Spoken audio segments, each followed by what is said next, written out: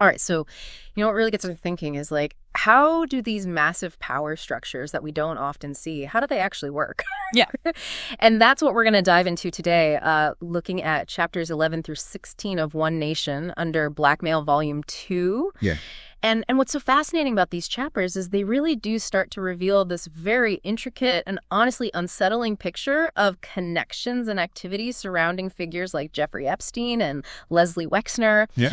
And so in this deep dive, we're going to be tracing some surprising threads in Epstein's early story. Okay. We'll explore Wexner's connections to Israeli intelligence and this really influential mega group. We'll look at the role of these state-backed donors in bolstering Epstein's network. And then we're going to kind of delve into these allegations about the use of real estate. Okay. And even Silicon Valley for espionage and blackmail. Wow. Especially after 9/11. So, Okay. it's all about trying to get a clearer sense of what's actually happening. Yeah, right. Yeah, absolutely. Underneath the surface. I mean, these chapters really do peel back the layers of interconnectedness. Yeah. One of the things that I find most fascinating here is how it seems like such disparate worlds. Right.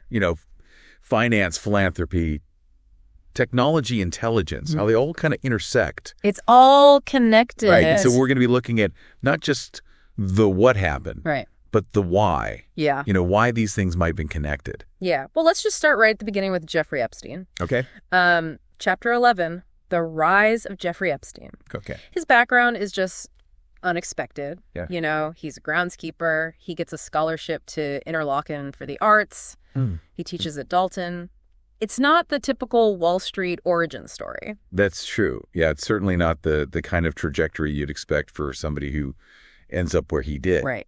And what's striking to me is, then you see these early trips to Europe. Right. And this alleged claim of patronage by Queen Elizabeth II. Oh, yeah. He's befriending Prince Andrew. Yeah. Now, whether or not any of that is exaggerated, I think it signals early on this ambition to gain access to power at the highest levels. Yeah. And then the jump to Bear Stearns without a college degree is pretty... It's remarkable. A senior figure there apparently said he never went to college, but he knew everything about taxes. Right. And that's quite an endorsement from somebody in that position. Well, and how does someone with that background even land at a firm like Bear Stearns? Yeah. I mean, that's the question. Yeah. Did he possess some exceptional talent? Maybe this unconventional ability to navigate tax loopholes that the wealthy are so fond of? Right. Or is it more likely that he had these powerful unseen sponsors? Right. Yeah. Opening doors. Opening doors for him. And the fact that he was brought in by the Tome family. Right. Who were connected to the Bronfmans. Yeah. Now, this is key because the Bronfmans have these deep historical ties to banking networks that were linked to the OSS bashing company, Empire Trust Company.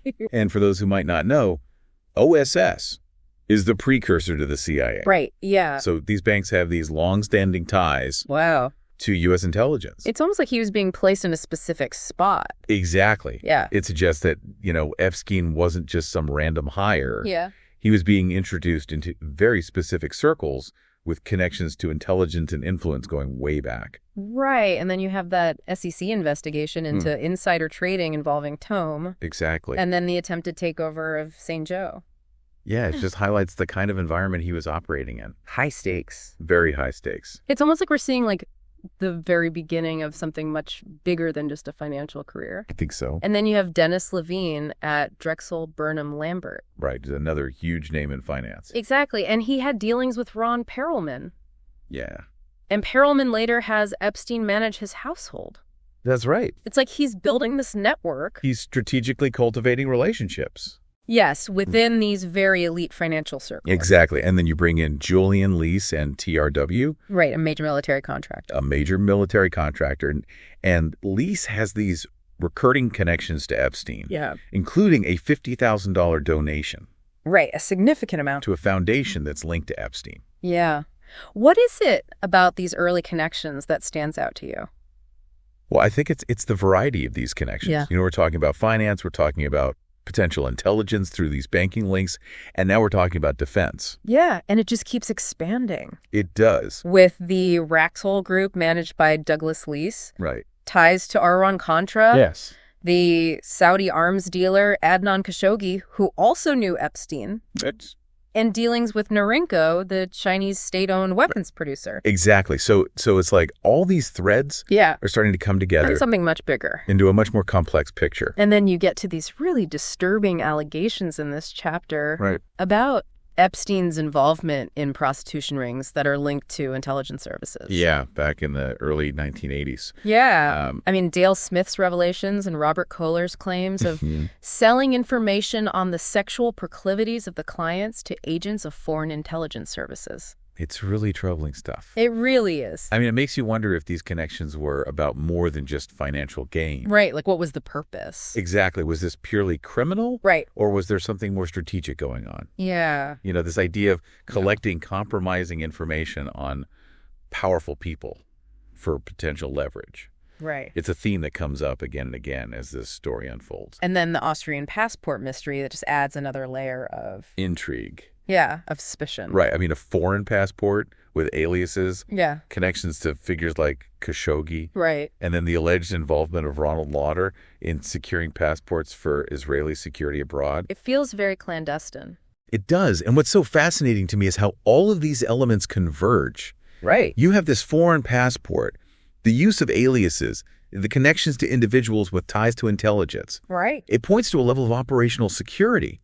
Yeah. You know, like this involvement in activities that require discretion and anonymity. Right. It's like a whole nother world. And Lauder's alleged involvement, if true, suggests connections to, established networks that facilitate this kind of thing. Wow. Okay. And then towards the end of this chapter, we have Felix Bloch, right, U.S. Embassy official in Vienna with alleged KGB ties. Yeah. And his connection to Robert Maxwell. Right. Another figure with potential intelligence links. Yeah. Intercepting with Epstein's world. Exactly. And it makes you wonder, you have Bloch and Maxwell potentially tied to these rival intelligence agencies. Right. Does that point to some kind of overlap in Epstein's developing network? It gets really murky really fast. It does. It paints a picture of this very, complex environment that he was operating in.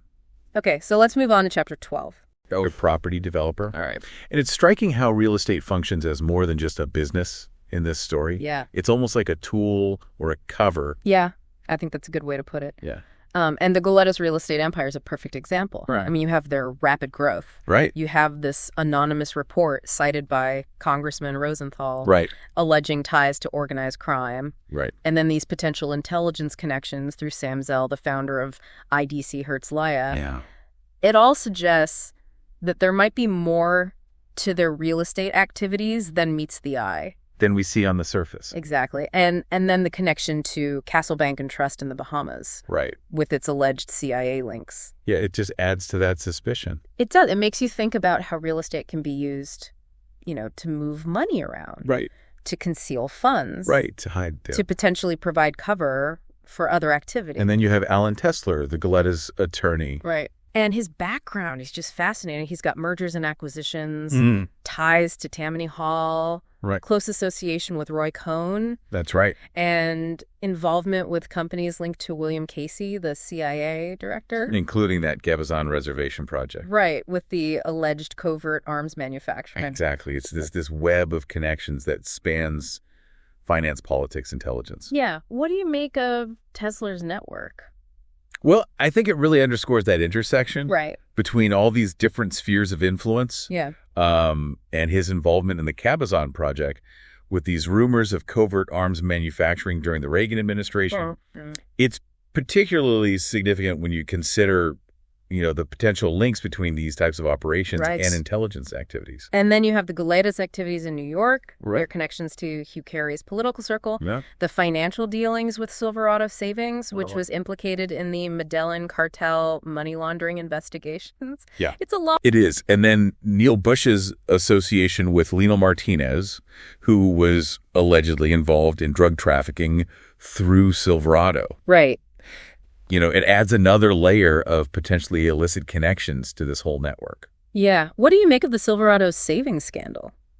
Well, I think it highlights how real estate and financial institutions can be exploited for illicit purposes like money laundering and Neil Bush's connection to people allegedly involved in drug trafficking. Right. It just raises more questions about the Goletta's operations and who they were associated with. Yeah. Okay. So perhaps most interestingly in this chapter is IMB Capital. Okay. This is the Galletta's subsidiary that shared an office space at 457 Madison Avenue with Epstein. They were developing software for mortgage origination. Okay. And that shared office space, that's a detail that really stands out to me. Interesting, isn't it? Yeah, it makes you wonder about access to and exploitation of data.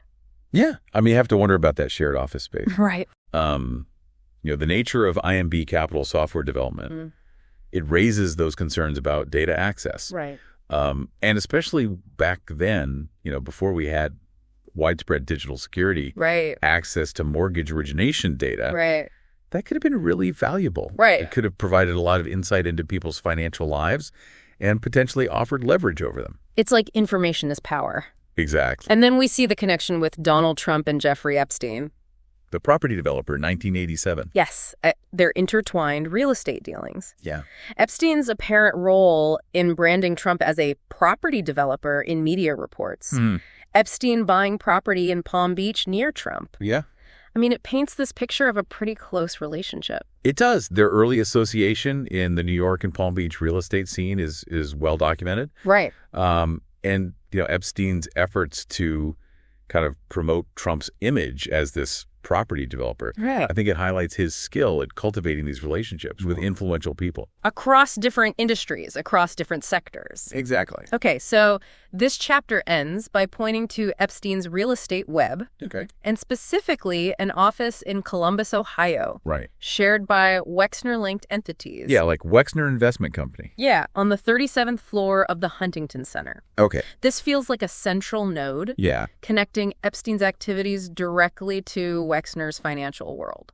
I think you're right. I mean, the Columbus, Ohio office does seem to be this crucial link. Right. It geographically connects Epstein's operations to Wexner's financial network. Yeah. And the fact that they're sharing this space with various Wexner-affiliated entities, it suggests a very close relationship. Yeah. Okay, so this takes us to Chapter 13. Okay.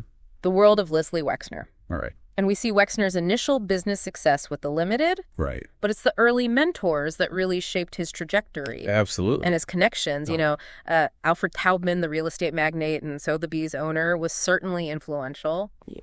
But Max Fisher, this Detroit industrialist and philanthropist with alleged intelligence connections and strong ties to Israel. Yeah. He seems to have been really pivotal. Really important. And Fisher's involvement with United Brands, a company with a long history of CIA connections. Right. That's significant. It is, yeah. And Fisher was deeply involved in lobbying for Israeli policy goals. Right.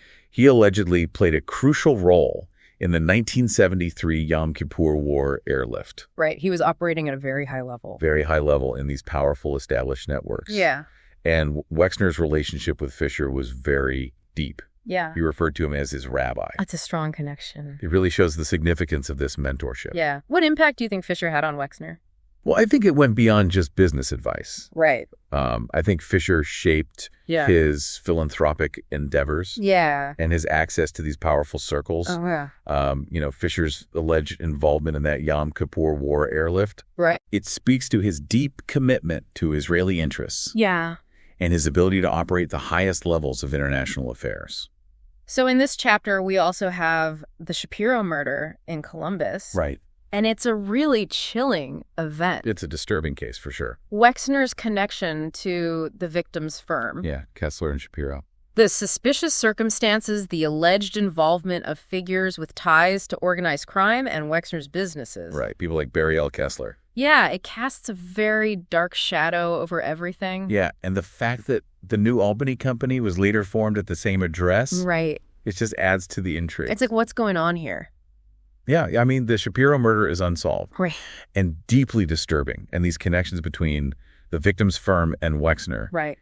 And then the alleged involvement of individuals linked to both organized crime and Wexner's businesses. It raises serious questions. It does. That have never been fully answered. And then at the end of this chapter, we see Epstein's growing influence over Wexner's affairs. Yeah, and Bella Wexner's. Yeah, he eventually becomes a trustee of the Wexner Foundation. That's right. It's like a consolidation of power for Epstein. It is. I mean, being appointed as a trustee of the Wexner Foundation. Right. It really shows the level of trust that Wexner had in him. Yeah. And the control that he had gained within Wexner's inner circle. Right. And it gave him access to significant financial and philanthropic resources. Right. Okay, so let's delve into Chapter 14. Okay. The dark side of Wexner's philanthropy. Right. And this focuses on the Wexner Foundation and the mysterious mega group. Right. So the Wexner Foundation, it's presented as having this aim of developing Jewish leaders. Yeah, and while leadership development is the stated goal, right, the backgrounds of some of the key figures involved, they raise some questions. Yeah, like who? Well, you have Robert H. Hiller, former executive VP of the Council of Jewish Federations and Welfare Funds. Okay. You have Charles S. Liebman, a scholar on Jewish identity, and Rabbi Herbert Friedman, former CEO of the United Jewish Appeal. Right. With alleged ties to the Israeli paramilitary group Haganah.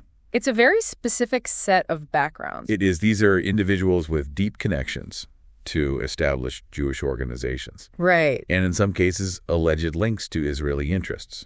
Yeah. What do you think about this concentration of backgrounds? Well, it definitely suggests a specific focus. Right. And potentially a network-building agenda. Yeah. And then the Wexner Heritage Program, right, with its intensive leadership program in Israel, it seems designed to cultivate a network of influential figures. With strong ties to Israel. Yeah. Right? And this program, creates this cadre of leaders across various fields who undergo this intensive training and develop close ties to Israel. Right. So the potential influence of such a network across all these sectors is huge. And then you have Henry Rosofsky, the Harvard professor. Right. And Wexner Foundation trustee with a background in counterintelligence during World War II and connections to the U.S. government and international development bodies. That's right.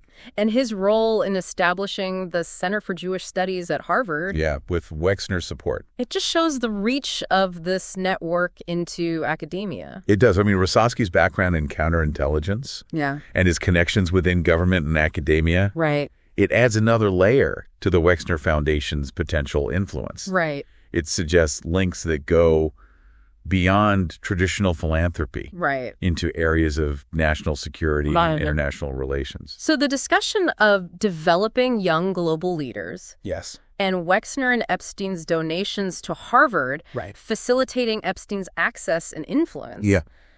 It's concerning. It is. Epstein meeting with Harvard leadership. Right. It highlights how these financial contributions can open doors to these elite institutions and grant access to these really influential people. I mean, the donations to Harvard and the facilitated access for Epstein, they show how financial capital can be used to gain access to and potentially influence these elite institutions. And the people within them. Okay, and then we get to the mega group. Formed by Wexner Charles and Edgar Bronfman, Lawrence Tisch, Steven Spielberg, Max Fisher. It's officially focused on Jewish philanthropy. But there are these suspicions of a deeper networking and influence, especially given the significant annual contribution per member. Yeah, I mean, when you have that much wealth and influence concentrated in one group, it's natural to ask questions about its true purpose and whether there's coordination beyond philanthropy. So then there's this mega mystery, this alleged intercepted phone call discussing a mega code word related to Israeli intelligence operations in the U.S. Yeah, involving then Ambassador Eliyahu Ben-Elisser. Yeah, and the FBI's alleged reluctance to investigate. It's a pretty explosive claim. It is. What are the implications if something like that were true? Well, if this is accurate, it suggests a much deeper level of coordination and potential involvement in sensitive activities that could impact the relationship between the U.S. and Israeli intelligence communities. Wow. And the fact that the FBI allegedly hesitated to investigate further, it just adds to the suspicion. Yeah. Okay, so Chapter 15 introduces us to Ghislaine Maxwell, heiress to an espionage empire. And it starts with her father, Robert Maxwell. His intelligence-linked media empire and suspicious death are front and center. Yeah, his background is fascinating. It is. He is deeply connected to intelligence. Reportedly starting with British intelligence and then extending to alleged ties with both the KGB and the Mossad. Yeah, it's like he played all sides. It seems that way in his media empire. It provided a powerful platform for him. And his sudden and mysterious death. It's fueled all this speculation about potential foul play. Like what really happened. Exactly, and whether it was connected to his intelligence activities. So Ghislaine grows up in this environment of influence and alleged espionage. Right. And the chapter directly asserts her involvement with Jeffrey Epstein in an intelligence-linked sex trafficking sexual blackmail operation. It's a bold statement. It is. And given her father's background and her close association with Epstein, the idea that this operation was intelligence-linked is significant. It's huge. It suggests that their activities may have served a purpose. Right. Beyond exploitation and financial gain. Right. Maybe gathering compromising information for leverage. Yeah, and then there's the mention of Isabel Maxwell's leadership in Israeli software companies with ties to Israeli military intelligence and Christine Maxwell's work on the internet and big data analytics. It's like this family has these deep connections to technology. They do, and potentially to intelligence-related fields. It's a recurring theme with the Maxwells. It is. The fact that both sisters are involved in technology companies with direct links to Israeli military intelligence. Right. It suggests that this family has a legacy of engagement in these sectors that are critical for intelligence gathering and analysis. And it strengthens the argument that Ghislaine's involvement with Epstein might have had this more complex dimension. Right. Okay, so finally we reach chapter 16. Okay. Crooked campaigns. All right. And this chapter focuses on state-backed donors and the expansion of surveillance after 9/11. Right. It starts by looking at Jeffrey Epstein and the Clinton White House. Okay. So Epstein's early interactions and visits to the White House. Right. They're reportedly facilitated by Robert Rubin, a former Goldman Sachs executive. Right. With alleged knowledge of Robert Maxwell's financial irregularities. Interesting. Yeah, and the allegation that Epstein was involved in Maxwell's theft of pension funds. Right. That adds this potential layer of blackmail leverage. Yeah, potentially extending into these high-level interactions. It's like a house of cards. It is. Okay, and then there's the Vince Foster connection. Right. Epstein and Goldsmith's donations to White House renovations. Yeah. The controversial death of Foster. Right. And alleged connections to Promise Software. Right. Which has this long history of alleged intelligence links. And backdoors. Yeah. What do you make of these donations and the Promise connection? Well, it raises these complex questions that are still being debated. Yeah. And, Promise, with its history of alleged exploitation by intelligence agencies for surveillance purposes, it just adds this really unsettling dimension to the circumstances surrounding Foster's death. And then the Fostergate investigation by Norman, his background in intelligence and the alleged discovery of sensitive information. Yeah, potentially related to Systematics, a data processing company with alleged ties to the NSA. Right. It suggests that there's this much deeper, potentially politically charged context surrounding Foster's death and Epstein's connections. What do you think about Norman's investigation? Well, his focus on Systematics, which allegedly had ties to the NSA, it suggests that the information Foster might have had could have had huge implications for national security and intelligence operations. So it further connects Epstein's network to these high-stakes political and intelligence matters. Okay, so the chapter concludes by drawing these connections between the expansion of surveillance power after 9/11 intelligence front companies, tech elites, and media assets. Potentially influenced by people in the mega group or with ties to Wexner. And the argument is that the groundwork for this expansion was laid much earlier through these networks we've been discussing. I think that's the key takeaway here. If you look at the big picture, the argument is that the networks and relationships cultivated by figures like Epstein and Wexner, potentially involving intelligence agencies, strategic real estate holdings, and early investments in technology, they could have provided this infrastructure and influence that made the rapid expansion of surveillance capabilities in the name of national security so much easier after 9/11. And the potential influence exerted through media assets by individuals within these circles could have further shaped public opinion and acceptance of these expanded powers. So we're seeing how all these pieces fit together. Exactly. It's disturbing. It is. But it's fascinating. It is fascinating. So as we wrap up this deep dive into these chapters, the interconnectedness of this immense wealth, these deep intelligence connections, and these persistent allegations of blackmail operations surrounding Epstein and Wexner. it paints a very concerning picture of how power actually operates behind the scenes. Yeah, I mean, what's really striking to me are the specific details. Yeah. You know, those early intelligence links in Epstein's career? Right. The influential and potentially clandestine networks within the mega group. Right. The alleged use of real estate and technology as tools for espionage. It's a lot. It is. And it's hard to wrap your mind around. Yeah, it's a deliberately obscured world. It is. And, you know, this deep dive, it just offers us a glimpse into this much larger web of influence. Yeah, it makes you wonder how much we don't know.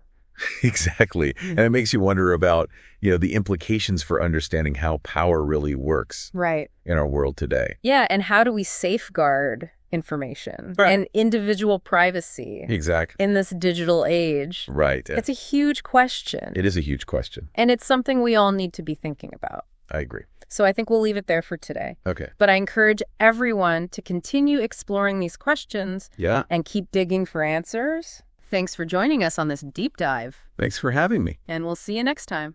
See you later.